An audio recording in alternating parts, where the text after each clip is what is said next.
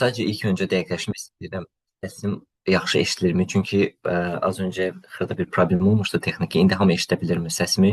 Birinci onu istərdim, başlamamışdan öncə aydınlaşdıraq. Yəni dəqiqləşdirim sizlə. Hal-hazırda məncə yaxşı Eşitdiniz. eşidirəm. Aha. Okey, okey. Hmm. Allah, tamam.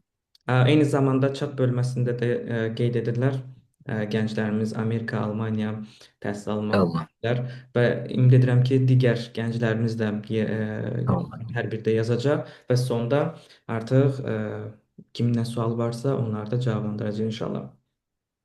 Allah, Bəli. Almanya gördükcə mənə də biraz motivasiya gəlir. Almanya barədə ümid edirəm ki, faydalı, ətraflı məlumat verə bilərəm.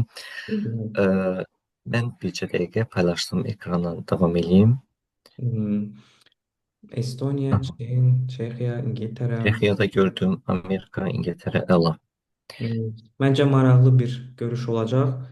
Çünki fərqli ölkələrdən qeyd olunur. Çexiya, Çin, Eynən. daha çox Mən, Hı hı. aha, Buyur, buyur. buyur, buyur. Mən də birinci öyrənmək istəyirdim ki, ümumiyyətlə SOMU proqram haqqında məlumatı olan, eşidən ya da internetdə, sosial mediada görən, bilən varmı bu proqramı? Çünki bizdə kifayət qədər çox tanınan bir proqram deyil. Yəni Erasmus Mundus, digər dövlət proqramı və sairə kimi geniş yayılmış bir təqaüd proqramı deyil, ancaq bizdən də Azərbaycanın kifayət qədər bu proqramdan təhsil alanlar var. Sadəcə SOMO proqramı indi təbii ki, daha ətraflı məlumat verəcəm. Bir qədər spesifik humanitar yönümlü proqram olduğuna görə, məsələn, biznesdir, IT-dir, biznes idarə olması və s. bu kimi proqramları əhatə etmədiyinə görə bəlkə də o qədər də geniş yayılmayıb. Deməli mən dəqiqə Mən qısa şəkildə özüm də özüm haqqında məlumat verim. Xəyal Məhərrəmli Somu Təqaüd proqramının 2024-cü ildə qaliblərindən biriyəm. Və bu proqram sayəsində Litva, Almaniya, Estoniyada təhsil aldım və hal-hazırda Estoniyadayam. Demək olar ki, təhsilimi bitirdim. İndi ən çətin tezis mərhələsindəyəm. Və eyni zamanda 2024-cü ildə Young European Ambassadors, yəni Azərbaycana Gənc Avropa səfirlərinin proqramının üzvlərindən, səfirlərindən biri olmuşam. Və bakalavr təhsil müddətində də bir çox Erasmus sahələrində iştirak eləmişəm. Macaristanda, Türkiyədə, Bolqarıstanda və s. Və bugünkü təlimdə isə öz hal-hazırda təhsil aldığım və bitirdiyim SOMO Sosiolingvistika və Multikulturalizm proqramı barədə danışacağam. Deməli, birinci ümumiyyətlə məlumat vermək istəyirəm ki, SOMO nədir, SOMO proqramı kimlər üçündür, hansı sahələr əhatə eləyir və SOMO proqramında kimlər təhsil ala bilər. SOMO proqramının özü tam açılışı Sociolinguistics and Multilingualism International Joint Master Degree gedir. Yəni sosiolingvistika və multikulturalizm beynəlxalq ikili magistr dərəcəsi adlanır proqram və proqramın əsas məqsədi də çox dilli cəmiyyətləri öyrənməkdir və çox mədəniyyətli cəmiyyətləri araşdırmaqdır. Və deməli son proqramına daxil olan əsas sahələrdir filologiyada. Az öncə qeyd etdiyim kimi, yəni tam spesifik humanitar sahələr əhatə edir bu proqram. Hansı ki, əgər bakalavr təhsilinizi filologiyadır, translation tərcümədir, xarici dil müəllimliyidir, mənim kimi ingilis müəllimliyidir, ümumiyyətlə lingvistikadır və yaxud da multikulturalizmlə bağlı və bununla əlaqəli bir sahədə təhsil almısınızsa, bu son proqramı sizin üçündür. Yəni son proqramla müraciət edə bilərsiniz magistr təhsil almaq üçün Avropada. Və SOMO proqramında həmişə deyirik ki, Avropanın 4 ölkəsində, əslində bu tam 4 ölkəsi sayılmır, necə, indi tam izah edəcəm. Deməli, proqrama daxil olan əsas 4 universitet var. Birinci, Litvadakı Vitatus Magnus Universitetidir, hansı ki, aparıcı universitet budur. Yəni, ilk semestrin başladığı və eyni zamanda da graduation, yəni məzuniyyətin bitdiyi, yəni proqramın tam bitdiyi universitet Vitatus Magnus Universitetidir Litvada. İkinci semestr isə Almaniyadakı Johannes Gutenberg Universitetidir. Yəni birinci semestr Litvada bitirdikdən sonra ikinci semestr Almaniyanın Johannes Gutenberg Universitetinə təhsil alırsınız. Daha sonra üçüncü semestr üçün isə proqram sizə öz seçiminizi etmə şansı verir. Ya Estoniyanın Tartu Universitetində və yaxud da İsveçdə Stockholm Universitetinə təhsil ala bilərsiniz. Yəni qısaca proqrama 4 universitet daxildir, 4 ölkə daxildir. Sadəcə sonuncu semestr artıq sizin öz seçiminizdən asılıdır. Yəni ya Estoniyada oxuya bilərsiniz 3-cü semestr və yaxud da İsveçdə oxuya bilərsiniz Stockholm Universitetində. Və sonuncu belə deyək, 4-cü semestr isə sırf tezis semestri olduğu üçün universitet dərsləri keçirilmir. Yəni belə deyək ki, proqram ümumilikdə 3 semestrdən ibarətdir. 4-cü sonuncu semestr isə artıq seçim sizindir. Bakıda da tezis yaza bilərsiniz, istədiyiniz Avropa ölkəsində də qalıb tezis yaza bilərsiniz. Yəni həmin sonuncu semestrdə universitet dərsləri keçirilmir, imtahan olmur, sadəcə tezis yazmağa ayrılmış bir semestrdir. Bu arada mən düşünürəm ki, əgər hamıya uyğundursa, mən ilk öncə ümumi proqram haqqında məlumatı verim ətraflı, daha sonra sual-cavabla keçid eləyək. Yəni sual-cavab formatına davam edək. O zaman belə uyğundursa mən davam edeyim. Proqramda nələr tələb olunur? Müraciət prosesi necədir və tələb olunan sənədlər hansıdır? Deməli, birinci CV-dir, portfolyoda təbii ki, digər proqramlarda da olduğu kimi. Yəni sizin təhsil aldığınız müddətdə hazırladığınız, yığdığınız portfolyoda CV-dir. Daha sonra bakalavr diplomu, transkript, yəni bunlar şablon Avropada magistr təhsili ümumiyyətlə, yəni təhsil almaq üçün müraciət olunan hər proqramın tələb etdiyi sənədlərdir. Daha sonra yaxşı hazırlanmış motivasiya məktubudur. Tövsiyə məktubu 2 ədəd arzu olunandır və məsələn tövsiyə məktublarından biri bakalavr müddətində təhsil aldığınız zaman sizə dərs deyən professor, elmlər doktoru və s. yəni bir yüksək dərəcəli müəllimin olması daha yaxşı olar. Daha sonra rəsmi dil sertifikatı TOEFL və yaxud da IELTS tələb olunur. Deməli, IELTS keçən il minimum tələb 5.5 6.5 arasındaydı və TOEFL-da 87-109 arasındaydı. Sadəcə bu hər il dəyişə bilər bir qədər. Hələ ki IELTS və TOEFL tələbləri eyni qalıb. Sadəcə növbəti il üçün bir qədər demək çətindir. Eyni mi qalacaq yoxsa müəyyən qədər dəyişəcəkmi? Çünki son illərdə məsələn Macarstanda Siperium Hungaricumda, digər dövlət proqramında da səhv eləmirəmsə bəzi universitetlər tələbləri qaldırdı IELTS-la bağlı 6.5-dən 7-yə, 7-dən 7.5-ə və s. Ancaq hələ ki tələblər bu vəziyyətdə qalır son proqramda və GPA ortalamadakı minimum 60% tələb olunur. Daha sonra application prosesi necə olur? Deməli, siz sənədlərinizi Dream Apply platforması üzərindən yükləyirsiniz. Daha sonra bütün artıq proses Dream Apply üzərindən gedir. Yəni, siz bütün sənədləri yükləyirsiniz. Eyni zamanda application fee 150, əslində 150 avrodur, amma niyə dollar qeyd edirəm burada bilmirəm, indi görürəm. 150 avro tələb olunur sizdən application fee, yəni sənədlərinizə baxıb nəzərdən keçirilməsi üçün. Ancaq bu ödəniş non-refundable-dır, yəni geri qayıdılan bir ödəniş deyil. Yəni, bu o deməkdir ki, siz sənədlərinizi Dream Apply platformasına yükləyirsiniz və ödəniş edirsiniz ki, sizin sənədlərinizə baxılsın, proqrama, yəni sizi bir müraciətçi kimi nəzərə alınsın. Ancaq əgər proqrama qəbul olmadığınız zaman, bilirəm ki, belə bir şey olmaz, deyək ki, yəni proqram nəticə gözlədiyimiz kimi olmadığı zaman 150 avro geri qayıtmır. Yəni sizə geri ödəniş olunmur. Eyni zamanda universitet fee qeyd eləmişəm burada, universitet feesi. Deməli, belədir ki, siz birinci semestr, yəni artıq qəbul aldığınız zaman proqramı tam proqramın tələbəsi olduğunuz zaman 250 evro fee ödəyirsiniz Litvadakı Vytautas Magnus Universitetinə. Daha sonra isə birinci semestri bitirdikdən sonra 350 avro Almaniyadakı semestr üçün fee ödəyirsiniz. Ancaq yəni bu məbləğlər biraz böyük görünə bilər, amma ki, yəni təqaüd sizə yükləndikdən sonra həmin təqaüdünü rahat şəkildə ödəyə bilirsiniz. Yəni çox da böyük bir problem olmur və maddi çətinlik də olmur. Sadəcə burada increasing every year yazmışam. Bu o deməkdir ki, deməli Litvadakı universitetin ödənişi 250 avro qalır. Bu yəni hər zaman belə olur. Ümid edirəm ki, növbəti illər üçün də eyni qalacaq. Ancaq Almaniyadakı Johannes Gutenberg Universiteti, yəni ikinci semestr üçün ödəniləcək 350 avro fee hər il dəyişə bilər. Yəni hər il artır. Məsələn 20 evro, 30 evro, 50 evro artma ehtimalı da var növbəti illər üçün. Daha sonra bir hissə qaldımı qeyd eləmədim? Məncə yox. Davam edirəm müraciət prosesi və müsahibə ilə bağlı. Ümumiyyətlə ən vacib, mənim özümün də həm stressə salan, həm qorxduğum, həm ən vacib olan məqamlardan biri müsahibə mərhələsi. Deməli, Dream Apply platformasına siz sənədlərinizi yüklədikdən sonra artıq sizin sənədləriniz nəzərdən keçirilir və burada əsas diqqətə alınmalı olan məqamlar hansılardır? Birinci müraciət edəcəyiniz proqramın silabusudur və kredit tələbləridir. Kredit tələblərinə ümumiyyətlə kim fərq yoxdur, SOMU və yaxud da digər proqramlara magistr üçün, bakalavr üçün, PhD üçün fərq yoxdur. Yəni Avropada ən azı tədqiqat proqramına universitetlərə müraciət edən zaman kredit tələbinə xüsusi fikir verməlidir. Çünki məsələn mən SOMO-dan öncə bir neçə ölkələrə, proqramlara da müraciət etmişdim, ancaq bəzilərindən qəbul almamışdım və qəbul almamağıma səbəb kimi kredit tələbini göstərmişdilər.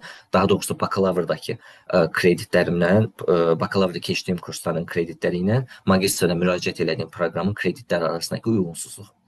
Yəni əsas səbəblərdən biri ümumiyyətlə proqramı qəbul olmamağının əsas səbəblərindən biri də kreditlərin uyğunsuzluğudur.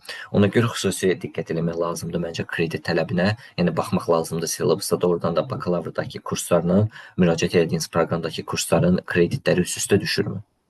Daha sonra CV və motivasiya məktubundakı uyğunluq. Bu nə deməkdir? Məsələn, mənim özümdə olmayıb, amma mən eşitmişəm ki, məsələn, adam var, CV-sinə yazır ki, proqrama qəbul olmaq üçün tutalım 2 illik iş təcrübəm var. Və yaxud da motivasiya məktubunda yazır ki, 2 illik, 2 il yarımlıq iş təcrübəm var. Amma CV-də baxıb görürlər ki, məsələn, illər orada qeyd olunur CV-də, haralarda çalışmısınız və s. və baxıb görürlər ki, heç 1 il deyil bu adamın işlədiyi və yaxud da yığdığı təcrübə. Amma motivasiya məktubunda qeyd edir ki, mən 2 illik işləyirəm, bir experience, təcrübə yığmışam və s. və görürlər ki, artıq uyğunsuzluq yaranır və onlarda da müəyyən qədər, yəni seçim komitəsində şübhə doğurur ki, CV-də belə qeyd olunub, 1 ildir də rəsmi olaraq çalışır, amma motivasiya məktubunda 2 il yazıb ki, mən 2 il çalışıram, 2 il yarımdır çalışıram və s. Yəni bu uyğunsuzluq həm şübhə doğurur, həm də nəticənin yaxşı olmamasına gətirib çıxarır. Daha sonra müsahibəyə girmədən öncə proqram barədə araşdırma. Məsələn, SOMO proqramında və digər proqramlarda da mənim ən azından intervyuda, müsahibəyə daxil olduğum proqramlarda çoxunluqda proqram haqqında soruşurlar.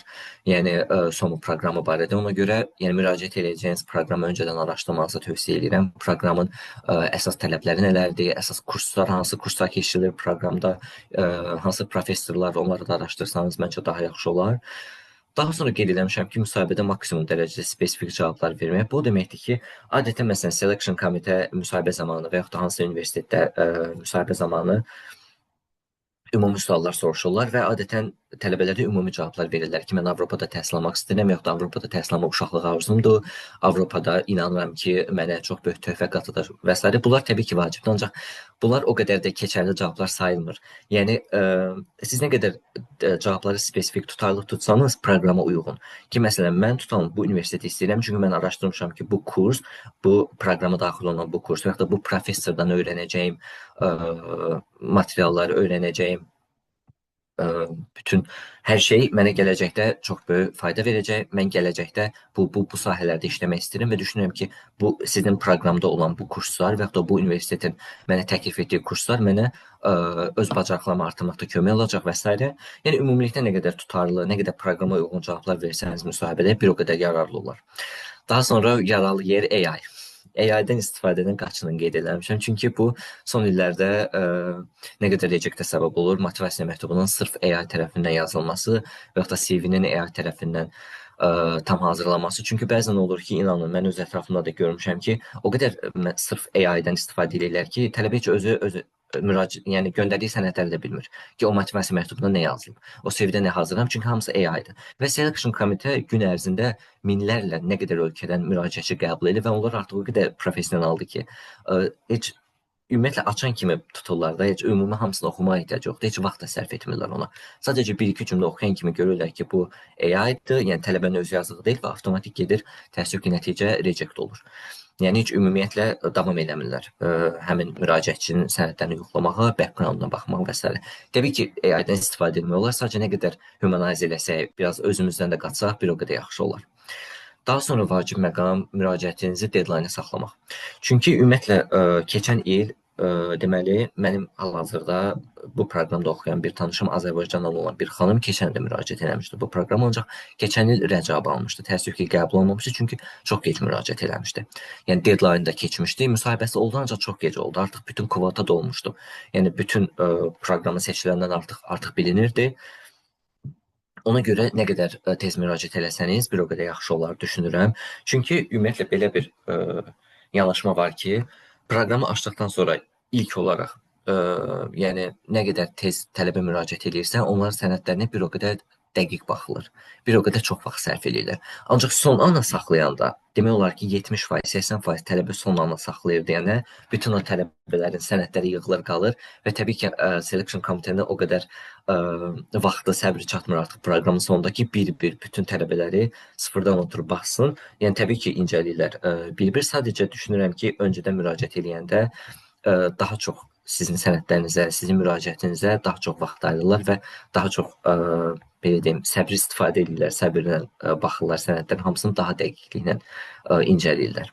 Ona görə mən düşünürəm ki, sənədləriniz əgər hamısı hazırdırsa, IELTS-dır, universitet diplomudur və s. Çünki universitet diplomu mənim özümdə də çox böyük problem yaratmışdı. Yəni çox uzanmışdı universitetdən diplomumu almağım, ancaq əgər bütün sənədləriniz hazırdırsa, mən tövsiyə edirəm ki, nə qədər tez müraciət etsəniz, bir o qədər yaxşı olar. Daha sonra accommodation, qalmaq yeri ilə bağlı. Ümumiyyətlə Avropada özünüz də təxmin edirsiniz ki, accommodation prosesi olduqca uzun mərhələli, çətin, yorucu bir prosesdir. Qalmağa ev tapmaq, yataqxana və s. Mən burada əsas özümün qaldığım yerləri qeyd eləmişəm və universitet tərəfindən qarşılanan yerləri qeyd eləmişəm. Birinci, ən optimal variant tələbə üçün məncə yataqxanadır. Mən özüm də Litvada birinci semestr yataqxanada accommodation olaraq yataqxanada qalırdım. Universitetin öz yataqxanasıdır və kifayət qədər münasibdir və şəraiti də yaxşıdır. Düzdür, yəni Almaniyada kimi və hal-hazırda Estoniyada kimi olmasa da müqayisə edəndə, ancaq yaxşı şərait idi Litvadakı qaldığım yataqxanada da. Deməli, belədir ki, prosesə yataqxanaya özünüz müraciət edirsiniz Litvada. Artıq belə deyək, proqrama qəbul aldıqdan sonra, artıq hər şey tamamlandıqdan sonra qalmaq üçün accommodation-a müraciət edirsiniz və Litvadakı deməli Dormitory-nin öz saytı var. Həmin saytdan yazanda, məsələn, search edəndə Vitatus Magnus University Dormitory və orada saytı çıxır, Studentas platform və siz o platform vasitəsilə artıq universitetin yataqxanasına müraciət edə bilirsiniz. Sadəcə tövsiyə eləyərdim ki, mümkün qədər tez müraciət edin, çünki yerlər tez açılır və tez də bitir. Yəni müraciət edən çox olur, gözləyən çox olur. Ona görə nə qədər tez yataqxanaya müraciət etsəniz, o qədər düşmə ehtimalınız çox olar. Daha sonra isə birinci semestr Litvadan sonra Almaniya üçün. Almaniya üçün mən deyərdim ki, məndə ən uzun, ən çətin mərhələ Almaniyada qalmaq, yataqxana mərhələsi oldu. Belədir ki, Almaniya semestri əslində apreldə başlayır. Yəni birinci semestr Litvada oxuyursunuz, daha sonra birinci semestr dekabrda bitir, dekabrın sonu və ikinci semestr apreldə başlayır. Yəni dekabrdan aprelə kimi bir break var, boşluq var, tətil kimi bir şey deyə bilərik. Ancaq apreldə Almaniyada ev tutmaq üçün siz oktyabrda müraciət etməlisiniz. Litvadakı semestri oxuduğunuz zaman oktyabr ayından başlayaraq müraciət etməlisiniz və deməli həmin Almaniyada Studieren den Werk platforması var. Həmin platforma ilə siz müraciət edirsiniz Almaniyadakı yataqxanaya. Daha sonra sizə hər ay link göndərilir ki, siz hələ də maraqlısınızmı, hələ də qalmaq istəyirsinizmi və əgər siz Almaniyada yataqxanada qalmaq istəyirsinizsə, hər ay mütləq bu linkdən keçib təsdiq etməlisiniz ki, mən doğrudan da I'm interested, yəni mən doğrudan da burada qalmaq üçün maraqlıyam, yəni burada qalmaq istəyirəm. Və oktyabr ayından belə deyək ki, mart ayının sonuna kimi hər ay sizə link göndərilir və hər ay siz o linki təsdiq etməlisiniz ki, mən qalmaq istəyirəm, mən qalmağa maraqlıyam. Və yalnız mart ayının sonunda artıq sizə yer düşür, yəni sizə e-mail gəlir ki, məsələn, qəbul almısınız, artıq düşmüsünüz yəni yataqxanaya, daha sonra sənədlər göndərirlər, müqavilələri oxuyursunuz, imzalayırsınız, yataqxananın ödənişini ödəyirsiniz, depozitini ödəyirsiniz və s. Daha sonra artıq apreldə Almaniyaya köçəndə qalmağa yeriniz olur, yəni accommodation-la bağlı bir problem olmur. Yəni belə deyək ki, mart ayında artıq mart ayına kimi Almaniyada qalmaq yerini həll etmək lazımdır. Daha sonra Almaniya semestri də bitəndən sonra Estoniyada əslində yataqxana deməzdim, hostel gedir adı və doğrudan da hosteldir.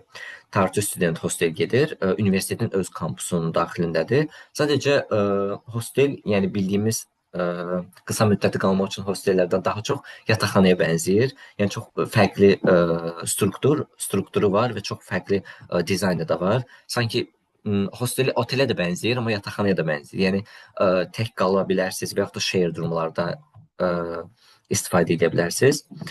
Mənə Üzrlə hesab elə sözümü onu kəsdim. deyəcəkdim. Bizdə Buyurun. rekord bitəcək indi. Yeni linki göndərmişəm qrupa. Tamam. Biz indi Tamam. accommodation prosesində qaldıqda bununla Bəli, bağlı bəli. indi son olaraq nə deyəcəksənsə növbəti linkdə inşallah Tamam. bilərək. Hər bir Tamam. qrupa göndərmişəm linki sizi növbəti linkdə gözləyirəm belə deyə görüşdə gözləyəcəm. Yəni Estoniyada məncə qalmaq üçün ən optimal variantdır. Qiyməti də münasibdir. Çünki Avropada ev məsələsi, yəni sizin də təxmin etdiyiniz kimi çox uzun prosesli, bir qədər də çətindir. Həm ev tapmaq olsun, həm evin şərtlərinə uyğunlaşmaqdır, müqavilə məsələləri və s. Ancaq təbii ki, ən son məqamda, çünki bəzən olur ki, yataqxanaya düşməmə ehtimalı da olur. Məsələn, məndə Estoniyada elə olmuşdu. Mən deməli Estoniyada müraciət elədim. Qruplaşmanın bir yerdə, eyni gündə, eyni anda müraciət elədi. Ona düşdü, mənə düşmədi yataqxana. Mən waiting listə düşdüm, gözləməyə düşdüm və mənə də stres gəlmişdi ki, artıq 10 gün qalıb, artıq biletimi almışam Estoniyaya, amma qalmağa yerim yoxdur. Hara gedirəm, necə eləyəcəm bilmirəm. Və 10 gün müddətinə başladım evlər axtarmağa Estoniyada və artıq 1-2 gün keçəndən sonra waiting listdən götürdülər əsas listə. Ona görə də mən həmişə deyirəm ki, ən çətinə ümumiyyətlə Avropada köçən zaman, təhsil alan zaman ən sona da hazır olmaq lazımdır ki, birdən bu olmasa nə edə bilərəm? Bu vəziyyət, bu option olmasa başqa nə əlimdə seçim var? Yəni ona görə burada da qeyd etmişəm ki, əgər yataqxana məsələn müraciət edirsiniz, qalmaq istəyirsiniz, təbii ki, tələbə üçün ən rahat variant, ən büdcəli yataqxana, hostel və s. Universitetin, yəni kampusu. Ancaq alınmadığı müddətdə kirayə evdə, yəni optimal variantlardan biridir. Nə qədər uzun proses olsa da, yəni qalmağa yer üçün çox vacibdir. Ancaq hər iki halda yataqxanada da qaldıqda və yaxud da evdə də tövsiyə edirəm ki, müqavilələri diqqətlə oxuyub nəzərdən keçirmək lazımdır. Daha sonra Erasmus internship ilə bağlı danışmaq istəyirəm. SOMO ilə bağlı əslində ümumi əsas detalları məncə gözümdən, yəni fikrimdən qaçan bir şey olmadı, amma təbii ki, suallar SOMO ilə bağlı gələrsə ətraflı cavablandıracağam. Ancaq indi Erasmus internship ilə bağlı danışmaq istəyirəm. Çünki bayaq qeyd etdiyim kimi siz birinci semestr SOMO proqramında bitirdikdən sonra dekabr ayının sonunda, ikinci semestr başlayır aprelin əvvəlində və dekabr ayının sonundan deyək ki, yanvardan aprelə kimi sizdə bir break var. Həmin breakdə Bakıya da qayıda bilərsiniz, Avropada travel səyahətə də çıxa bilərsiniz. Yəni istədiyiniz kimi dəyərləndirə bilərsiniz və mən düşündüm ki, mənim oturum kartım da gec gəlmişdi və mən ən gec çatmışdım Avropaya, oktyabrın sonunda çatmışdım.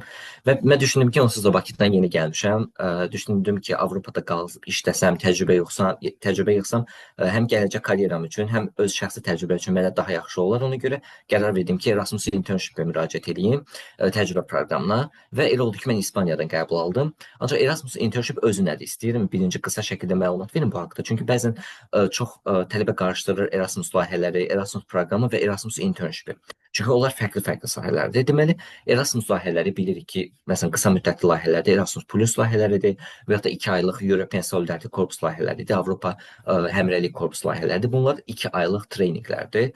Ancaq Erasmus internship isə Erasmus təcrübə proqramıdır. Bu o deməkdir ki, siz təhsil aldığınız müddətdə öz sahəniz üzrə təcrübə keçmək üçün Erasmus Foundation tərəfindən maliyyələşdirilən bir proqramdır. Yəni siz 3 aylıq təcrübə proqramı ilə çalışmaq istədiyiniz və oxuduğunuz sahədə təcrübə keçirsiniz. Məsələn, biznes oxuyursunuzsa, Erasmus internship biznes eləyə bilərsiniz. Məsələn, mənim bakalavr təhsilim müəllimliklə bağlı idi, ingilis müəllimliyi və Avropadakı təhsilimdə lingvistika ilə, dilçiliklə ilə bağlı idi deyənə mən müəllimlik bu sahəyə, yəni humanitar sahədə müraciət elədim internship proqramına. Və Erasmus internship-ə qəbul olmaq üçün əsas nələr vacibdir? Birinci, təcrübə keçmək istədiyiniz pozisiya ilə təhsiliniz arasındakı uyğunluq. Bəzən Erasmus internshipdən rejectlər də olur, rədd cavablar və bunun səbəbi nə olur? Tutam ki, tələbə oxuyur biznesdə. Amma Erasmus internship təcrübə keçmək istəyir HR sahəsində və yaxud da təcrübə keçmək istəyir humanitar sahədə. Amma uyğun gəlmir axı, yəni alınan təhsillə keçirmək istəyən təcrübə. Ona görə təəssüf ki, yaxşı olmur nəticədə. Yəni reject alma halları olur. Və digər hal motivasiya məktubu. Yəni motivasiya məktubu yazırsınız ki, nəyə görə bu təcrübəni keçmək istəyirsiniz, nəyə görə Erasmus internship sizə vacibdir və nəyə görə məhz bu şirkətdə məsələn təcrübə keçmək istəyirsiniz. Nəyə görə bu sahədə təcrübə keçmək istəyirsiniz, bunu da əsaslandırmalısınız. Motivasiya məktubunda daha sonra learning agreement qeyd etmişəm. Learning agreement nə deməkdir? Deməli siz birinci semestr Litvada oxuduqdan sonra müraciət edəndə siz universitet tərəfindən müraciət edirsiniz Erasmus internship-ə. Bu deməkdir ki, sizin təqaüd proqramınızı universitet verir. Siz, məsələn, özünüz bir şirkətə müraciət edirsiniz, kataloqdan seçirsiniz, Erasmus internship, səhv etmirəmsə onu qeyd eləmişəm saytının növbəti slaytda, harada müraciət eləmək olar internshipə. Siz müraciət edirsiniz, istədiyiniz şirkətdə, istədiyiniz ixtisasda və yaxud da istədiyiniz məktəbdə harada təcrübə keçmək istəyirsinizsə. Və qəbul aldıqdan sonra siz universitetdən learning agreement almalısınız. Learning agreement özü universitetlə, oxuduğunuz universitetlə təcrübə keçmək istədiyiniz şirkət arasındakı müqavilə deyilir. Yəni universitet sizə agreement verir ki, kontrakt kontrakt verir ki, mən bu tələbənin bu şirkətdə təcrübə keçməyinə dəstəkləyirəm və büdcə ayırıram. Və daha sonra Learning Agreement-da imzalandıqdan sonra sizə universitet büdcə verir. Belə deyək ki, Erasmus Foundation universitet tərəfindən sizin orada 3 aylıq təcrübə proqramınız maliyyələşdirilir. Yəni 3 aylıq sizə orada yaşamaq üçün təyyarə biletləri, orada qalmaq üçün gündəlik xərclər və s. proqram tərəfindən qarşılanır. Və Learning Agreement ən vacib Erasmus internship şərtlərindən biridir. Çünki əgər universitet sizə agreement verməsə, razılaşmasa, siz o təcrübə proqramını keçə bilmirsiniz. Yəni mütləq universitet tərəfindən sizə o sənəd verilməlidir ki, mən bu tələbənin bu təcrübə keçməyinə dəstəkləyirəm və maliyyələşdirirəm, belə deyim. Və mənim internshipim, mən webinar başlayanda da qeyd eləmişdim. Erasmus internship 2025-ci il qaliblərindən biriyəm İspaniyada və seçim prosesi necə olmuşdu? Birinci formu göndərmişdik, daha sonra intervyu mərhələsi olur. İntervyuda da, yəni ümumilikdə sizə motivasiyaya bağlı suallar verilir. Mən İspaniyada dediyim kimi bakalavr təhsilim müəllimliklə bağlı olduğuna görə İspaniyada dövlət məktəblərinin birində ingilis müəllimi kimi çalışırdım. Escola La Sagrera adlanırdı məktəb və həm assistant, həm də əsas ingilis müəllimi kimi bölünmüşdü dərslərim və 3 aylıq bir müddət idi. Deməli, yanvardan aprel ayının əvvəlinə kimi davam elədi bu proses və buradan bəzi şəkillərdə qeyd eləmişəm. Uşaqlardan həmin məktəb o qədər maraqlı idi və mən deyərdim ki, mənim SOMU bu proqram içərisində mənə ən zövq aldığım, ən çox töhfə verən 3 aylıq internship olmuşdu. Burada ümumiyyətli şəkilləri qeyd eləmişəm. Uşaqlarla keçirdiyimiz teatrlardır, şəhər turlarıdır, muzeylərdir və s. Və ümumi indi proqramı yekunlaşdırsam əgər, proqramın üstünlüklərindən danışım, dezavantajlarından danışım. Çünki proqram, mənim özümə də Instagramda o qədər yazan olur ki, yəni bu necə olur da, siz necə oxuyursunuz ki, hər 4 aydan, 5 aydan bir gəzirsiniz. Mən də deyim ki, vallah bu proqramın içindədir da, mən öz büdcəmlə gəzmirəm. Yəni proqram belə qurulub. Hər semestri başqa bir ölkədədir. Və elə ən böyük üstünlüyü də odur ki, siz ümumilikdə bir ölkədə yox, 3 ölkənin təhsilini tanıyırsınız, təcrübə edirsiniz. Bu düşünürəm ki, çox böyük, yaxşı üstünlükdür. Daha sonra Avropanın istədiyiniz ölkəsində Erasmus təcrübə keçmək proqramıdır. Bu da son proqramda daxildir. Yəni istənilən Avropa ölkəsində Erasmus təcrübə proqramı keçə bilərsiniz və ən sonunda SOMU proqramı sizə Avropanın 3 universiteti tərəfindən Litva, Almaniya, Estoniya və yaxud da İsveç tərəfindən təsdiq olunan diplom verir. Yəni ikili bir diplom. Amma təbii ki, bu proqram nə qədər wow, cool səslənsə də proqramın dezavantajları da var biraz. Ən azından mənim təcrübə elədiyim dezavantajlar bunlar nələrdir? Birinci, tez-tez ölkə dəyişmə verdiyi yorğunluq. Doğrudan da bu storylərdən, postlardan çox maraqlı görünür. Hər semestr bir ölkədə yaşamaq, gəzmək, amma həqiqətən emosional yorğunluğu tamam başqadır. Yəni təsəvvür edin ki, siz 5 ay qalırsınız bir ölkədə və 5 ay ərzində o ölkəyə uyğunlaşırsınız, o ölkədə yaşayırsınız və tam artıq belə deyək, settle down, yerləşdiyiniz anda artıq köçməli olursunuz başqa bir ölkəyə. Tamam yeni bir ölkə, tamam yeni bir mühit və bu istərsəniz emosional yorğunluq verir insana. Həm yeni dərslərə fokuslamaq, yeni universitet və s. Daha sonra Erasmus Mundus proqramından fərqli olaraq bu proqram tam təqaüd deyil. Bunu çox adam həm mənə yazır, həm özü qarışdırır. Çünki elə bilir Erasmus Mundus da bu tipdədir. Hər semestr bir ölkədə, yəni struktur eynidir. Sadəcə Erasmus Mundus full funded bir təqaüddür. Yəni sizin hər bir şeyiniz qarşılanır. Təəssüf ki, bu proqramda sizə verilən təqaüd bütün semestrinizi əhatə eləməyə bilər. Yəni ona görə də siz özünüzdən də müəyyən qədər düşünürəm ki, əgər bu proqramı seçsəniz, müəyyən qədər büdcəniz olsa daha yaxşı olar. Və son olaraq təhsil alacağınız müddətdə iş tapmaqla bağlı çətinlik. Bu nə deməkdir? Deməli, əgər belə deyim, siz təhsil aldığınız müddətdə işləməyi də planlayırsınızsa Avropada həm maddi dəstək üçün, həm təcrübə üçün, bu bir qədər artıq tez-tez ölkə dəyişdiyinizə görə bu çətinləşir. Məsələn, 5 ay bir ölkədə yaşayırsınız və siz bilirsiniz ki, sizin 5 ayınız var. Yəni o 5 ay müddətində həm iş tapmaq, həm işə qəbul olmaq, həm işləmək, yəni çox limitli bir vaxtdır. Ona görə bu bir az çətinləşdirir. Təbii ki, mümkünsüz deyil, amma çətindir. Yəni bir qədər həm iş tapmaq, həm həmin semestr boyu çalışmaq. Daha sonra mənim tövsiyələrim ümumilikdə nə olar? Rədd məktublarını psixoloq, bunu qətiyyən motivasiyadan salmaq üçün demirəm, nə də qorxuzmaq üçün demirəm. Çünki mənim özümdə də belə olmuşdu. Mən özümü o qədər hazırlamışdım Erasmus Mundus proqramına və yəni psixoloji olaraq mən hazır edim ki, mən Erasmus Mundusu qazanacağam və artıq Avropaya keçəcəm. Heç digər proqramlara Mundus qədər belə deyim, motivasiyalı deyildim. Amma Erasmus Mundusdan reject alanda mən həmin gecə səhərə kimi yata bilməmişdim. Hələ də xatırlayıram ki, mən yəni artıq bütün planlarım Avropa ilə olan bütün təhsil həyatım və s. bitdi. Amma ki, yəni belə deyim də həyatımızın nə gətirəcəyini doğrudan da bilmirik. Və ona görə hər zaman mən deyirəm ki, müraciət etməkdən qətiyyən vaz keçməyin. Nə qədər rədd alsanız da, deməli daha yaxşısı yoldadır, daha yaxşısı gələcək. Və yeniliklərə açıq olma, fərqliliklərə açıq olma Avropada. Çünki mən özüm 2 il müddətində görmədiyim o qədər şey gördüm. Rastlaşmadığım Bakıda o qədər şeylə rastlaşdım Avropada. Həm gündəlik həyatda, həm təhsillə bağlı, həm digər Avropadan gələn gənclərin, mənlə eyni proqramda oxuyan gənclərin yanaşmaları, düşüncə tərzi və s. Yəni açıq olmaq bir qədər həm sosiallaşmağa da yol açır. Yəni siz nə qədər yeniliyə açıq olsanız, digər gənclərlə də sosiallaşmanız bir qədər rahat olacaq.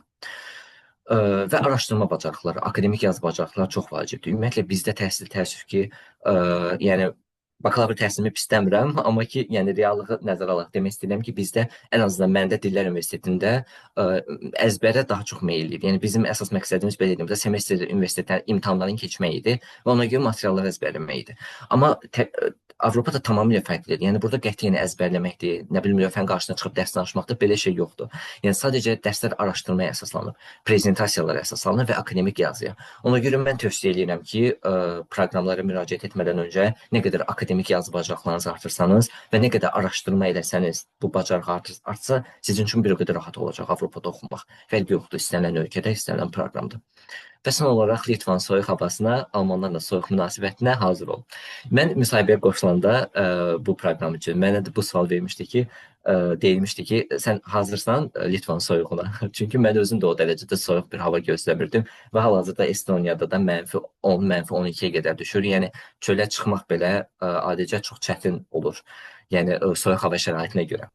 Bir də almanların soyuq münasibəti. Əslində bunu ironiya kimi qeyd etmişəm. Almanların təbii ki, hamısı bizdə belə bir yanaşma var. Almanlar soyuq millətdir, almanlar çox da ünsiyyətçidir. Ancaq inanın, o qədər mehriban, o qədər yaxşı almanlarla da rastlaşmışam. Təbii ki, bu mühitdən asılı olaraq dəyişir. Soyuq almanlar da var hər ölkədə, yəni Avropanın istənilən ölkəsində, elə bizim özümüzdə də. Soyuq insanlar da var, kifayət qədər mehriban, kifayət qədər qonaqpərvər insanlar da var. Sadəcə sizin belə deyim, sosiallaşmağınızdan asılıdır almanlarla. Yəni qurduğunuz münasibətdən, ünsiyyətdən asılıdır. Belə, ötürmək istədiyim ümumi məlumatlar bu qədər idi. Təşəkkür edirəm vaxt ayırıb dinlədiyiniz üçün. İndi məncə sual-cavab hissəsinə keçə bilərik, düzdür? Çox sağ ol Xəyal.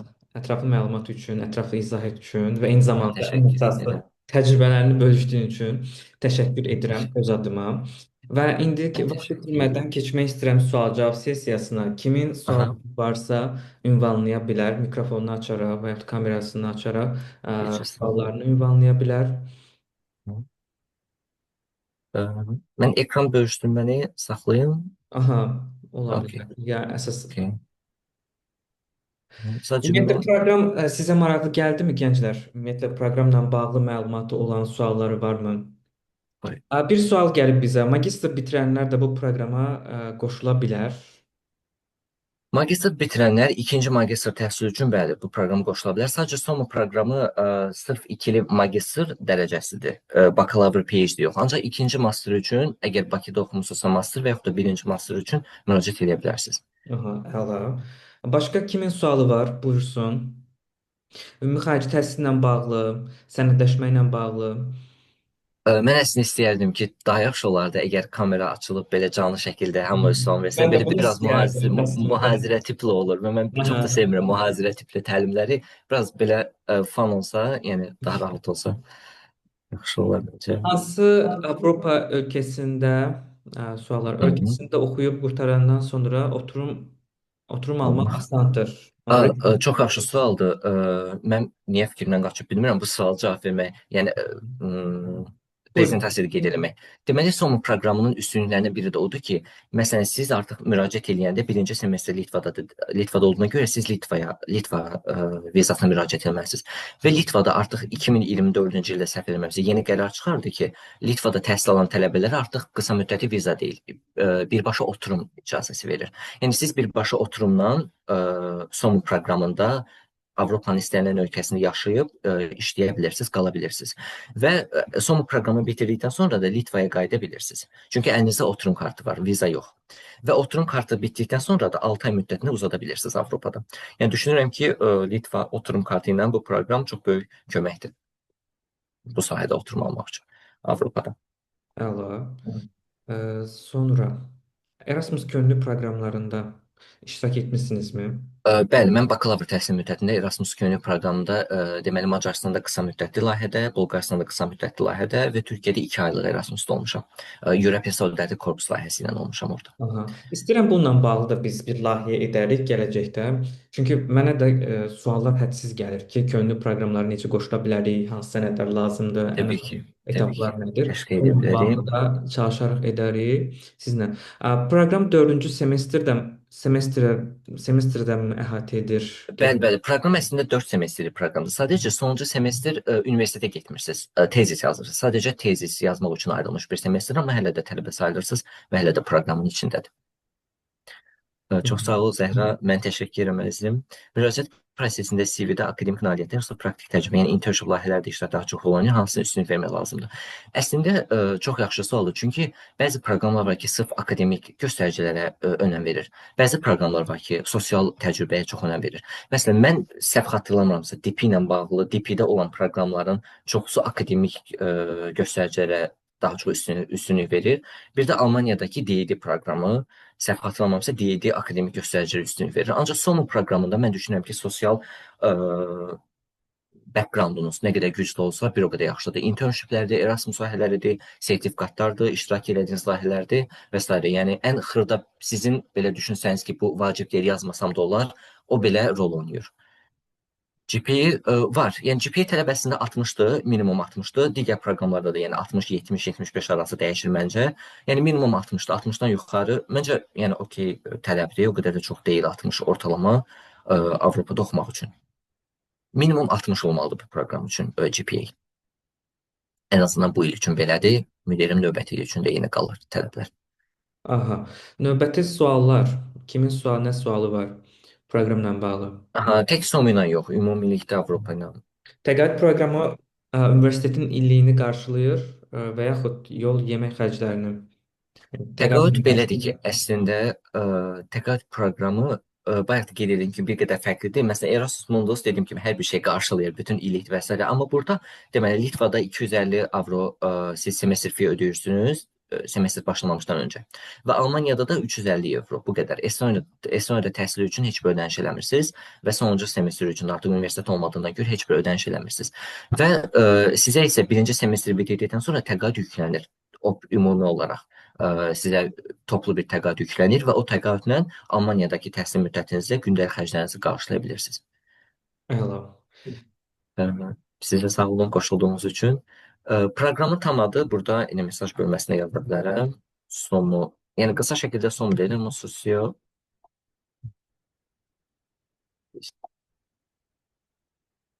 və multikulturalizm.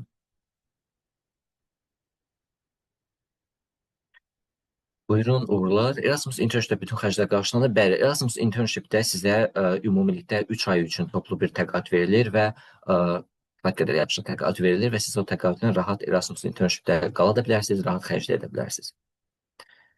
Yəni Erasmus internshiplə bağlı bir məlumat da qeyd edim. Xəyal sözümü kəsirəm, üzr istəyirəm. Buyurun, buyurun, buyurun. Mən də İspaniyada olmuşam, Mallorca adasında Erasmus təcrübəsi ilə. Düz Allah, sizə bir məbləğ yüklənir hesabınıza. O məbləğ, yəni o hesabla, yəni sizə verilən təqaüdlə öz xərclərinizi müəyyənləşdirirsiniz. Yəni orada əlavə olaraq tutaq ki, aylıq xərci ayrı vermirlər, tutaq ki, sosial xərclərlə eynən, bağlı eynən, eynən. Düz, ayrı bir düz, düz. ödəniş etmirlər. Ümumi bir məbləğ köçür. Birbaşa ora çatanda hesabınıza külli bir miqdarda pul köçür. Siz o pulları 3 ay ərzində bölməlisiniz, elə ki, Düzdür. 3 ay ərzində sizin bütün xərclərinizi qarşılasın. Yəni bir dəfəlik köçür. Hər ay sizə o pul verilmir. Yəni bir dəfəlik hesabınıza köçür. Siz onu müəyyənləşdirirsiniz artıq. Sonra Eynən. keçək Erasmus, növbəti suala. aha, Erasmus günlük proqramı qəbul prosesi çox uzun çəkilmir, yəni aylarla. Aylarla deməzdim. Sadəcə məsələn müəyyən bir deadline var. O deadline-a qədər yüklüyorsunuz sənədlərinizi, motivasiya məktubu, CV və s. Yəni normalda deadline-dan adətən 2 həftə sonra, 10 gün sonra sizə intervyu gəlir. İntervyu prosesinə keçdiyiniz təqdirdə. Və daha sonra, yəni düşünmürəm aylarla çəkil. Yəni ümumilikdə məncə bir ay. Müraciət prosesi, yəni layihələrə aylarla müraciət edirsiniz, düzdür. Amma qəbul prosesi aylarla çəkmir. Mhm.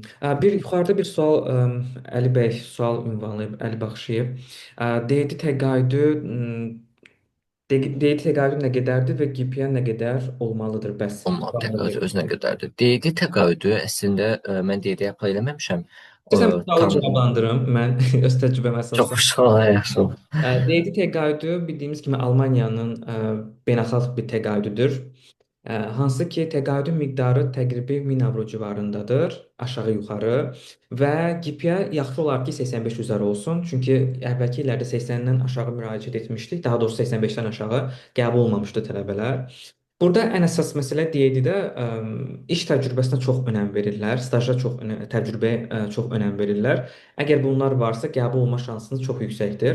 7-7.5 IELTS varsa, sosial aktivlik varsa, iş təcrübəsi varsa, bir də ixtisas uyğunluğu varsa, bu təqaüdə müraciət edə, yəni qəbul ola bilərsiniz. Scholarship-in qalibi ola bilərsiniz. Sadəcə əsas məsələ bilirsiniz nədir burada? Təqaüd təhsil haqqını qarşılamır. Yəni bəzən tələbələr düşünür ki, təhsil haqqını qarşılayır. Sadəcə universitetlər, dövlət universitetlərində ödənişsiz olduğuna görə çox universitetlərdə təhsil belə deyək də ödənişsiz olduğuna görə təqaüd sırf olaraq sizin aylıq təqaüd verir, sığorta xərclərinizi qarşılayır daha çox. Bunu deyə bilərəm sizə. Keçək növbəti suallara. Mənim gözümdən qaçan suallar varmı? Bəs burada bir sual var. Aha. Bəs bu volunteer olaraq müraciət etsə Erasmusun nələrə diqqət etməyə müraciət etsən? Volunteer olaraq CV-dir, Europass formatında hazırlanmış CV-dir, yaxşı hazırlanmış motivasiya məktubudur, hansı ki siz spesifik olaraq qeyd edirsiniz ki, nəyə görə bu layihədə könüllü olmaq istəyirsiniz, bu layihə sizə nə qatacaq, nə töhfə verəcək və bir də layihədən sonraki planlarınızda spesifik qeyd etsəz daha yaxşı olar ki, məsələn mən bu layihəni istəyirəm çünki layihə bitdikdən sonra bunu görmək istəyirəm. Öz ölkəmə qayıdıb məsələn bu təlimi, bu seminar keçmək istəyirəm və s. bir o qədər yaxşı olar düşünürəm. Proqramın müxtəlif ölkələrində yalnız ingilis dili istifadə etsəklər də həm təhsil həm sosiallaşmaqda. Əslində təhsil sırf ingilis dilindədir. Sadəcə sosiallaşmaq üçün düşünürəm ki, ümumilikdə yəni həm sosiallaşmaq üçün, həm işləmək üçün deməzdim ki, sadəcə təbii ki, ingilis dili böyük üstünlükdür. Amma sadəcə ingilis dili ilə kifayətlənməmək daha yaxşı olar. Məsələn, yaşayacağınız ölkəndə öz dilini öyrənsəniz, məncə daha yaxşı olar həm sosiallaşmaq üçün, həm iş imkanları baxımından. Xarici təhsil üçün hansı şirkət tövsiyə edirsiniz? Məncə Əli bu sualı sən cavablasan. Bununla bağlı deyərdim ki, mənim çalışdığım 5 ildir bir şirkət var. Eti Global xarici təhsil şirkətidir. 8 ildir fəaliyyət göstərir, 5 ildir mən orada çalışıram. Əgər istəsəniz, ödənişsiz konsultasiyamızdan da istifadə edə bilərsiniz. Mənə yazarsınız, mən sizə istiqamət verərəm, yönləndirmə edərəm. Narahat olmayın bununla bağlı. Buyurun, uğurlar. Əli bəy, Avropada International, Əli bəy bu sual sizə. Aha. Əlbəttə Avropada International Relations Master üçün hansı ölkə və universiteti tövsiyə edirsiniz? Əslində bu sahə ilə bağlı bir çox ölkələri tövsiyə edə bilərəm Avropada. Misal üçün Almaniyada yaxşı proqramlar var bu ixtisasla bağlı. Belçikada yaxşı universitetlər var bu ixtisasla bağlı. İngiltərənin özündə var. Baxır sizə hansı ölkə daha uyğundur. Çünki hər ölkənin özünün müraciət prosesi, belə deyək də, tələbləri fərqli olduğuna görə buna görə, yəni tam bir şey deyə bilmirəm. Məsəl üçün mənim daha çox sevdiyim ölkə tutaq ki, İngiltərədir, Birləşmiş Krallıqdır, orada təhsil almaqdır. Məsəl üçün mən onu deyə bilərəm. İndi tələbədən asılıdır. Bu fərqli-fərqli burada aspektlər var, yanaşmalar var tələbə ilə bağlı. Amma Avropada söylədiyim kimi bu ölkələrdə yaxşı universitetlər var və ən əsası, məsəl üçün beynəlxalq münasibətlər elədir ki, orada sırf olaraq, xüsusi olaraq təşkilatlarla işləyirlər universitetlər. Tələbələr müəyyən bir vaxtlar orada gedirlər, internlərdə iştirak edirlər və yazılı şəkildə, imzalı möhürlü şəkildə oradan tövsiyə məktubu da ala bilirlər. Bu da gələcəkdə onların karyerasında çox böyük bir üstünlük qatır. Sonra Leyla Əhmədova. Leyla xanım, onu deyəcəkdim. Aha, buyurun Leyla xanım. Əvvəla hər birinizi salamlayıram. Bu vebinarı təşkil etdiyiniz üçün sizə minnətdaram. Həqiqətən çox öyrədici oldu. Mənim kimi xaricə getməyə marağı olanlar üçün tam əhatəli danışdınız. Xəyal bəyi əvvəldən tanıyıram. Belə deyim də, sualım onadır. Çünki özümdə ingilis dili müəllimliyini bu il oxuyuram. Mənim əslində ingilis dili müəllimliyi seçməyimdə onun rolu böyük olub. Yəni belə deyək də, onu stalklamışam da belə deyim. Əslində düşünmürdüm ki, belə deyim, ingilis dili müəllimliyi bu qədər daha prestijli olar. Mənə bunu prestijli edən Xəyal bəyin belə deyək fəaliyyətləri oldu. Belə Çox insanları sağ görmək olun. həqiqətən çox belə deyim də gözəldir. Yaxşı ki, bu ixtisas seçmişəm. Özüm hələ balacıyam, deyərdim ki, birinci kursam. Sadəcə belə bir sual vermək istəyirəm ki, SOMU təqaüd proqramında akademik göstəriciləri eyni olan, yüksək belə olsa, tutaq ki, hər ikisində 95-dir də, amma yer azdır da, tutaq ki, biri seçilməlidir. Orada daha çox belə deyək, nəyə önəm verirlər? Məktuba mı, şəxsi keyfiyyətlərə mi? İlk öncə mən çox təşəkkür edirəm sizə. Xoş sözlərinizə görə. Əgər biraz da olsa fayda verə bildimsə, nə xoş mənə. Bol uğurlar arzu edirəm. Əslində çox yaxşı vaxtda başlayırsınız, maraqlanırsınız. Çünki mən də birinci kursdan başlamışdım Avropada magistr təhsil almaq üçün. Deməli, əslində yaxşı sualdır bu. Çünki müraciət prosesi elədir ki, adətən dəyərləndirmə, yəni selection komitə müraciətçini elə seçir ki, orada ümumilikdə, yəni tələbə müraciətinə düzdür, bölünür akademik göstəricilər və yaxud da sosial göstəricilər. Amma dediyiniz kimi, əgər iki tələbənin də göstəriciləri eyni gedirsə, ortalama 95-95, avtomatik tutalım ki, GPA eynidirsə keçilir IELTS-a. IELTS dərəcələrinə baxılır. Məsələn, birində 7-dir, birində 7.5-dir. Və yaxud da iş təcrübəsinə baxılır. Birində 6 aylıq təcrübə var, birində 2 illik təcrübə var. Və avtomatik çox olanlar müəyyən qədər üstünlük təşkil edir. Yəni nə qədər, ona görə mən həmişə deyirəm ki, sadəcə tələbə akademik GPA-yə fokus olmasın ya da ancaq IELTS-ı 8 almasın, 8-ə fokus olmasın. Ümumilikdə nə qədər çox background-unuz güclü olsa, bir o qədər yaxşı olar. Ortalamanız məsələn tutalım ki, 80-dır, 85-dir, 2 illik təcrübəniz var, IELTS-ınız 7.5-dir və yaxud da 8-dir. Yəni ümumi olaraq background nə qədər güclü olsa, həm akademik, həm sosial bir o qədər yaxşı olar. Yəni əgər sualınıza spesifik cavab versəm, əgər ortalama eynidirsə, avtomatik digər göstəricilərə baxılır. Kimdə yüksəkdirsə, o tələbə daha güclü sayılır. Yəni daha uyğun sayılır proqrama. Əslində ikinci sualıma da belə deyək də ətraflı cavab verdiniz. Elə onu soruşacaqdım ki, hər birinin ayrı-ayrı belə deyim nəzər yetirirlər yoxsa ümumi? Yəni ümumi olaraq yaxşı olmaq lazımdır. Elə bir növ liderləri seçirlər. Bir də son olaraq bir şey demək istəyirəm. Hal-hazırda birinci kursam, siz bu yoldan keçmisiniz və olduqca da çox yaxşı müəllimsiniz. Yəni paylaşımlarınızdan görə həm xarakteri keyfiyyətləriniz baxımından, həm akademik Təşəkkür cəhətdən. edirəm. Mənə tövsiyə olaraq nə edərdiniz? Tövsiyə olaraq, əslində bayaq qeyd etdiyim kimi çox yaxşı vaxtdan başlamısınız maraqlanma proqramlarına. Tövsiyə olaraq birinci qeyd edə bilərəm ki, ingilis dilinizi düzdür. Yəni bu sayda artıq oxuyursunuz, təhsil alırsınız. Yəni 4-cü kursa kimi mütləq ki, Bir də bir artacaq, şey deyim. inkişaf edəcək. Buyurun. Bağışlayın sözünüzü kəsəm. Buyurun, Siz buyurun. dərslər başlayasınız da. Yəni sizin dərslərə indidən qoşulmağım yaxşıdır, yoxsa belə deyim, onu son kurslar üçün nəzərdə tutmusunuz? Əslində məndə dərslər ümumilikdə yəni akademik olaraq belə deyim, ingilis dilinin inkişafına yönəlib. Ona görə xüsusi bir limit yoxdur ki, məsələn, deyə bilmərəm ki, sırf 3-cü kursdan tələbə götürürəm və ya da sırf 4-cü kursdan. Yəni əgər siz hazırsınızsa ingilis dərslərinə qoşulmağa, yəni əgər ümumilikdə tələbə hazırdırsa, yaza bilər, dərslərimə qoşula bilər. Çünki məndə məsələn öz ingilislə məşğul olduğum tələbələrə eyni zamanda xarici təhsillə bağlı da müəyyən qədər yönləndirmə edirəm. Və deməli tövsiyə geri dönsəm əgər ingilis dilini maksimum tövsiyə edirəm ki, üstünə düşəsiz, akademik yazı bacarıqlarınızı artırasınız, araşdırma, prezentasiya eləməkdir, araşdırma eləməkdir. Məsələn, bir topik ətrafında sadəcə Google-da araşdırmaq da ola bilər. Bu məsələn, çünki Avropada təhsil alan zaman sizə çox böyük kömək olacaq araşdırma eləmək, akademik yazı, akademik writing dediyimiz akademik yazı bacarıqlarını artırmaq və s. Başqa ümumilikdə Avropayda magistrla bağlı. Məsələn, çünki mənim özüm də düşünəndə sırf bunlara yönəlmişdim. Yəni bir də indidən proqramlar araşdırmaya başlasanız yaxşı olar.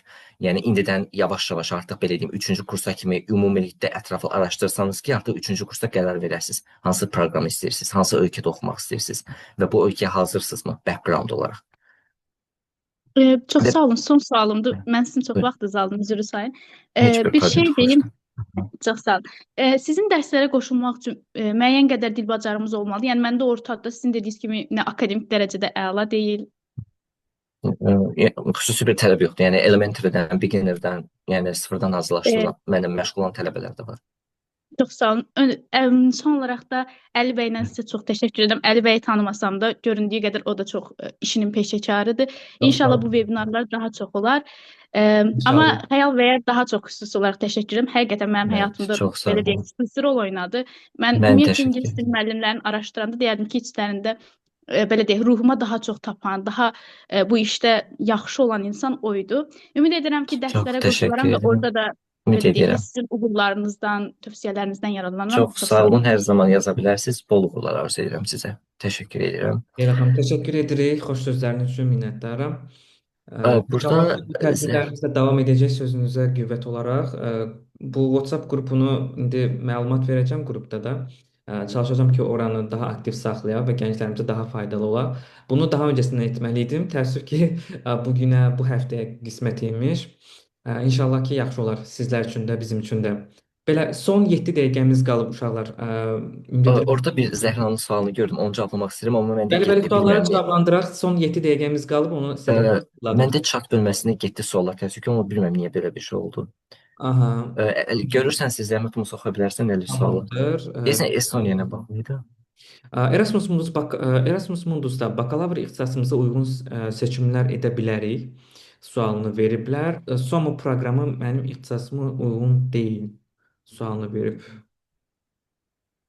Nəzrin Xankişiyeva, tam olaraq sualınızı anlamadım. Xəyal, mən paylaşımlarda gördüm, sizdə Estoniyada deyəsən dil kursları olurdu. Onu proqram daxilində universitet təmin edir, yoxsa dil kurslarına özünüz əlavə olaraq qoşulursunuz? Əslində mənim əlimdə olsaydı inan könüllü olaraq qoşulmazdım. Çünki eston dili o qədər çətin dil idi. Yəni mənim üçün də oradan çətin oldu eston dilini keçmək, amma bu proqramın öz daxilindədir. Yəni Estoniyadakı semestrdə keçirilən dərslərin biri də eston dilidir və intensivdir. Həftənin 4 günü Əla. keçirilir bu dil. İngilis dili müəllimliyi ixtisası üzrə hansı ölkələrdə magistr daha yaxşıdır sualını veriblər. Təbii ki, ingilis dili olduğuna görə Birləşmiş Krallıqda təbii ki, orada daha yaxşıdır. Avropa daxilində düzdür, bu ixtisasla bağlı yaxşı yerlər var. Amma ən idealı oradır. Həm də dövlət proqramı da bu ixtisasa belə deyək də təhsil haqqısını və Bir də xərcləri qarşılayır daha çox. Üzr istəyirəm, Əli, bir şey deyəcəm. Özümün də müraciət etdiyim bir proqram. Erasmus Mundus'ta Petal proqramı var. Play, Education, Toys and Languages. Mən özüm o proqrama müraciət etmişdim. Sırf background-u, bakalavr təhsili dil, ingilis dili ilə, ümumiyyətlə, yəni bu humanitar sahədə təhsil alanlar müraciət edə bilər. Təəssüf ki, məndə nəticə yaxşı olmamışdı, amma ümid edirəm siz qəbul olarsınız Erasmus Mundus'dan əgər istəyirsiniz. Aha. Zəhra xanım yenidən sualını ver, həm onu cavablandırdıq. İngiltərə və Amerika təqaüdləri barədə zəhmət olmasa məlumat verərdiniz. İngiltərə və Amerikada təqaüdlər varmı? Var. Düzdür, full funded, yəni bütün xərclərinizi qarşılayacaq təqaüd tapmaq bir qədər çətindir. İngiltərədə təqaüd var, çiftlik təqaüdü. Onun biz videosunu paylaşmışıq, YouTube kanalımda var mənim. Onun linkini göndərərəm sizə. Onunla bağlı detallı şəkildə məlumat vermişik. Amma belə universitetlərin daxilində diskountlar var, hansı ki endirimlər var. Sizin göstəricinizə uyğun olaraq təhsil haqqından endirim verirlər. Bundan yararlana bilərsiniz. Eyni zamanda Amerikada da. Sadəcə Amerikada full funded bayaq da söylədiyim kimi tapmaq çətindir. Dövlət proqramı bilirik, qarşılayır İngiltərə və Amerikadakı universitetlərin təhsil haqqlarını. Amerikada xüsusi fondlar var, hansı ki siz o fondlara motivasiya məktubu yazaraq öz belə deyək də istəyinizi bildirə bilərsiniz. O fondlar bildirirlər ki, sizin təhsil haqqınızı nə qədər qarşılaya bilərlər. Bir növ yardım kimi sizə bu dəstəyi göstərə bilirlər. Bu formada cavab verə bilərəm. Bizim son 5 dəqiqə vaxtımız qalıb. Kimin nə sualı var son olaraq onları bildirsin bizə zəhmət olmasa. Əgər yoxdursa biz yavaş-yavaş yekunlaşdıraq. Bu arada bir məqamda qeyd edim ki, mən özüm Buyurun. fərdi konsultasiyalar düzdür. Son zamanlarda təəssüf ki, vaxtım o qədər çox olmadığına görə çox vaxt ayıra bilmirəm. Ancaq mən Almaniyada olanda və Estoniyaya köçəndə də fərdi konsultasiyalar verirdim. Ödənişli konsultasiyalar, hansı ki, əgər Avropada təhsil almaq istəyirsinizsə, CV-dir, motivasiya məktubuna baxılmasıdır. Ümumilikdə yeni məsləhətdir. Əgər konsultasiyada ətraflı məlumat üçün Instagram hesabına yaza bilərsiniz. Orada hətta bio hissəsinə e-mail qeyd etmişəm. E-maildən də əlaqə saxlaya bilərsiniz. Əgər Avropada təhsil almaq planlayırsınızsa və yaxud da ingilis dərslərlə bağlı, əgər bu sahədə davam etmək istəyirsinizsə, ingilisini artırmaq, Avropadakı təhsil və s. yaza bilərsiniz. Super. Sosial media hesablarınızı bizlərlə bölüşsəz çox xoş olardı. Mən WhatsApp qrupuna göndərəcəm hər iki hesabımızı. Narahat olmayın, oradan bizlə əlaqə saxlaya bilərsiniz. Siyacə xanım yazıb çox təşəkkürlər bütün məlumatlar üçün. Biz təşəkkür edirik. Uğurlar. Belə. Son olaraq 3 dəqiqə vaxtımız qalıb. Əgər siz xarici təhsil almaq istəyirsinizsə, ilkin olaraq qarşınıza bir hədəf seçin. Ümumiyyətlə hansı sahə üzrə davam etmək istəyirsinizsə, buna uyğun olaraq ölkələr araşdırın. Sonra ixtisas seçəndən sonra universitetlərə keçid edin ki, bu ixtisas hansı universitetdə daha yaxşı və daha keyfiyyətli belə təhsil verir. Çünki tutaq ki, IT ixtisası elədir ki, bütün universitetlər demək olar ki, bu sahəni təklif edir sizlərə. Amma baxın, hansı universitetdə tutaq ki, də IT daha yaxşıdır, prioritet sahələrdəndir. Onun silabusuna baxın, ümumiyyətlə hansı dərslər keçilir. Elə fənn ixtisaslar var ki, baxırıq da, yəni gün ərzində onlarla belə deyək də araşdırma edirik və görürük ki, ixtisasa qoyublar IT və yaxud da ki, cyber security, kiber təhlükəsizlik, amma silabusunda keçiriləcək fənlər, yəni ixtisasla heç bir əlaqəsi yoxdur. Yəni bu universitet təhsil almaqdansa heç almamaq daha yaxşıdır deyərdim. Qısaca bunu deyə bilərəm sizə. Bir daha Xəyal, sənə təşəkkür edirəm. Bu Mən dəvəti təşəkkür edirəm. qəbul etdiyin üçün, bu görüşü təşkil etdiyin üçün, daha da belə deyək də dəstək göstərdiyin üçün Mən təşəkkür edirəm. bugünkü görüşümüzə qoşulan bütün gənclərimizə uğurlar arzu edirəm və onlara təşəkkür edirəm. Belə son olaraq səni dinləyək. Çox sağ olun, mənim üçün də çox xoş oldu. Çünki mən bu təlimi doğrudan çoxdandır keçirməyi planlayırdım. Bu günə qismət imiş, Əli sənə keçirmək qismət imiş. Mən də qoşulan hamıya uğurlar arzu edirəm. Ümid edirəm ki, bu proses düzdür, yorucu, stresli prosesdir, amma inan ki, sonuna dəyəcək. Gözlədiyinizdə daha yaxşı nəticə alacağınızı ümid edirəm. Əli, təşəkkür edirəm sənə də. Həm vaxtlarına görə bu təlimi keçmək, şərait yaratdığına görə, məni cəlb görə uğurlar arzu edirəm Xoşdur, hamıya da. xoşdur. Bir daha söyləmək istəyirəm ki, WhatsApp qrupunda olanlar hər kəsə bir səslənmək istəyirəm. İnşallah ki, bu tədbirlərimiz silsilə şəkildə inşallah ki, davam edəcək, ümid edirəm və bunun üçün çalışıram və orada həftə içində müəyyən bir məlumatlar da paylaşacağıq sizlər üçün daha maraqlı olan məlumatları.